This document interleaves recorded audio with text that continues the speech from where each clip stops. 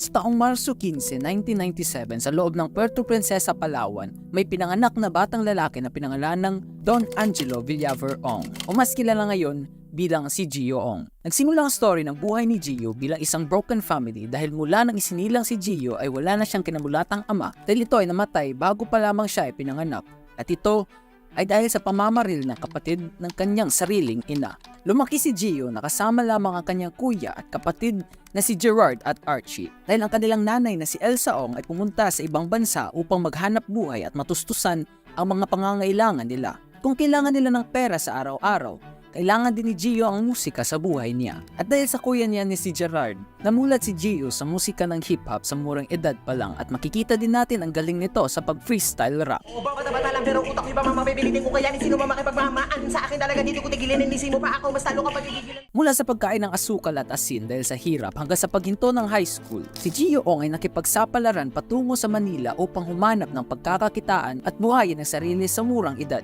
Naging mahirap ang buhay ni Gio sa Manila dahil pumasok siya sa iba't ibang mga trabaho hanggang sa dumating ang araw noong taong 2013 na kung saan sa lugar ng Mandaluyong nagsimula siya maging freelance rapper at unang namataan sa sunugang kalye na kalaban si John Skill.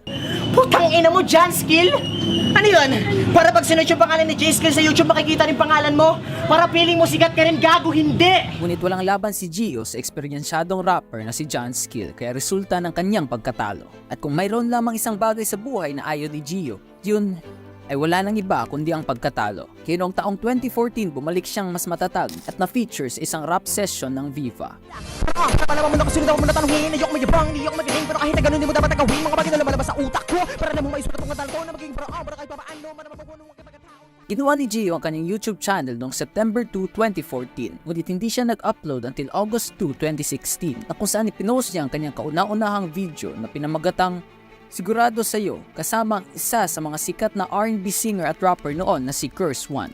Matapos maging success ang kanyang unang kanta, mas na-motivate pa si Gio gumawa ng iba't ibang mga kanta na kung saan makalipas ang isang taon noong 2017, inilabas ni Gio ang 4 na sunod-sunod na mga kanta na pinamagatang Kasalukuyan, Opinyon, Gising, at Huling Liham. At di din kataka-taka dahil ang 4 na kanta ay naging successful, gaining 44.4 million total views up to this day pag pinagsama ang 4 na kanta. Makalipas ang isang taon, nag-release na naman ito ng 2 kanta na ang pamagat ay Don Angelo at Breadwinner na kung saan in-express ni Gio ang kanyang mga karanasan sa buhay sa pamamagitan ng kanta. Pag ito yung kailangan sabihin sa kanta para mamulat yung mga tao, sasabihin ko, hindi ako maglilimit. Never akong maglilimit. At kung ang kahulugan ng breadwinner ay pagiging anak na di pinapansin ang effort mo. Sa taong 2018 naman, tinahak ni Gio ang mas delikadong landas ng pagiging rapper, stating, I want to rap about the realities some people are too afraid to confront. Things they don't want to hear or things they turn a blind eye on. I want my music to help them deal with the situations they're in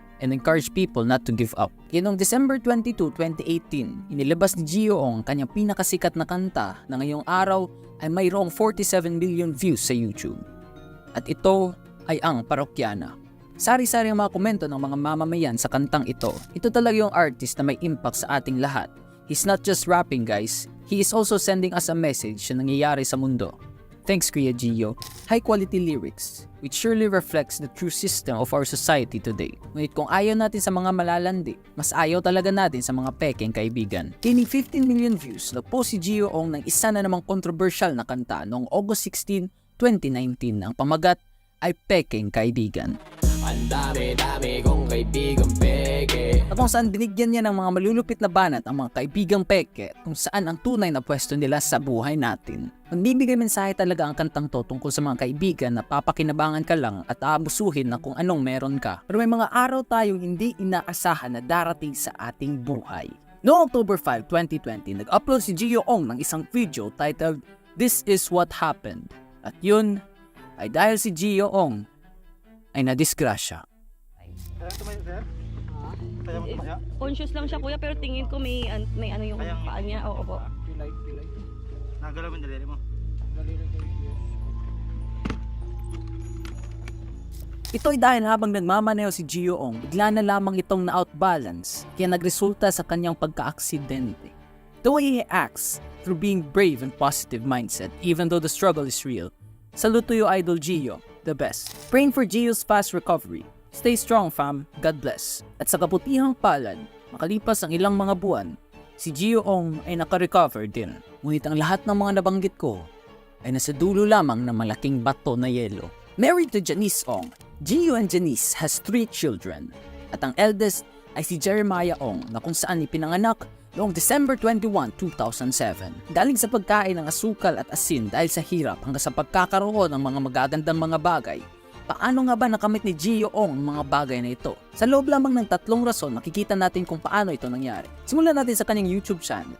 Gaining over millions of subscribers in the past year, naging successful ang YouTube channel ni Gio Ong at nag-peak noong March 2022, gaining almost 700,000 subscribers and 58 million views in only 1 month. And with 58 million views, you might be wondering kung magkano ang perang nalikom ni Gio Ong dito. Base sa channel ko dati na mayroong RPM na 11 pesos per 1,000 views, sabihin na lang natin ang revenue ni Gio per 1,000 views ay 20 pesos. I-divide natin ang 58 million sa 1,000, mayroon tayo 58,000.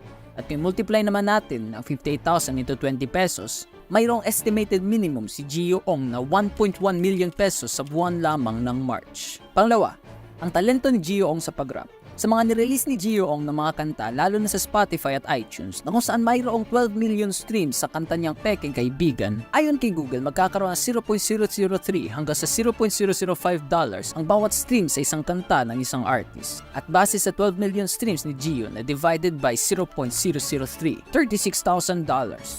o 1.8 million pesos ang estimated minimum na nalikom ni Gio Ong dito.